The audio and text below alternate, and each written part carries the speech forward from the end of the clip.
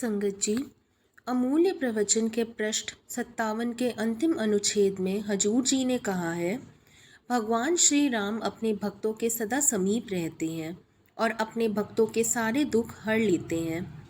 श्री राम का भक्त पहले अपने घर को बचाता है, फिर अपने निकट संबंधियों को और फिर अपने साथियों, पड़ोसियों, मित्रों को। सबका कल्याण राम भक्ति से ही होता है। केवल वही लोग अत्यंत भाग्यशाली होते हैं जिन्हें सद्गुरुदेव सच्चे पातशाह दिलीप सिंह जी के दरबार में प्रवेश करने का सौभाग्य प्राप्त होता है और उनके दरबार का लंगर तथा प्रसाद मिलता है। जो इसे श्रद्धा, विश्वास और आस्था के साथ स्वीकारते हैं, वह बहुत विशेष लोग हैं। संगत को सब कुछ मिलता है, परंतु जो लोग अनजाने में भी उनकी भक्ति करते हैं, उन्हें भी महान आशीर्वाद प्राप्त होते हैं। यह साखी लगभग सन 2000 की है। हर वर्ष नागपुर से एक संगत हजूर जी के जन्म दिवस के अवसर पर जबलपुर आती थी। उन्हें दरबार के अद्भुत दर्शन का सौभाग्य मिलता और जाते समय वह प्रसाद लेकर जाती थी।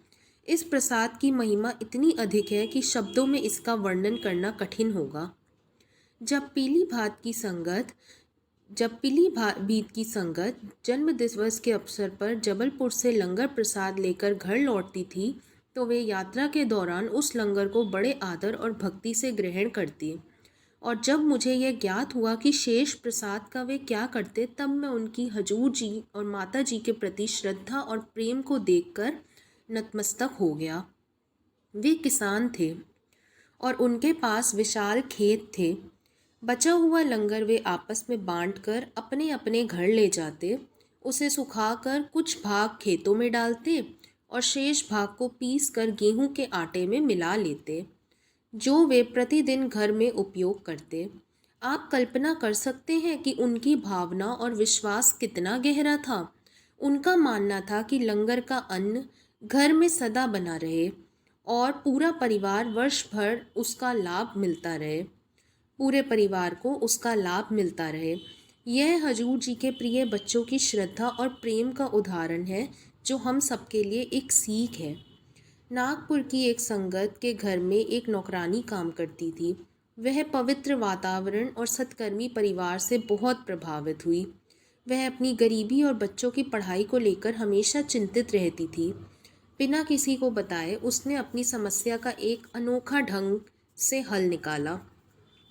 वर्षों तक जब भी नागपुर संगत जबलपुर से लौटती, वह उनसे प्रसाद मांगती और घर ले जाकर बड़े आदर से खाती।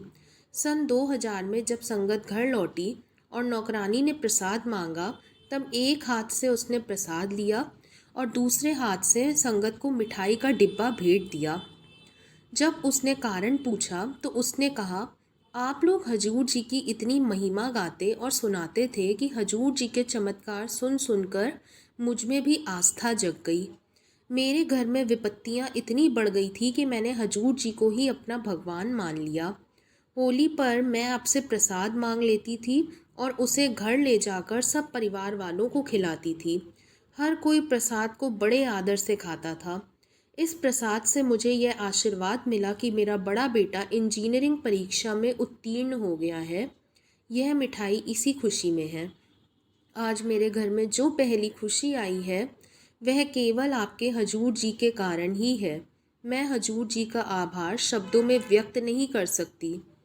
यह साखी हम सभी के लिए एक शिक्षा है कि हमें अपने हजूर जी के प्रसाद को आदर और श्रद्धा से ग्रहण करना चाहिए। बोल साचे दरबार की जय। संगत जी, अगर साखी सुनाने में कोई भूल हो गई हो तो माफ़ कीजिएगा। सियाए राम।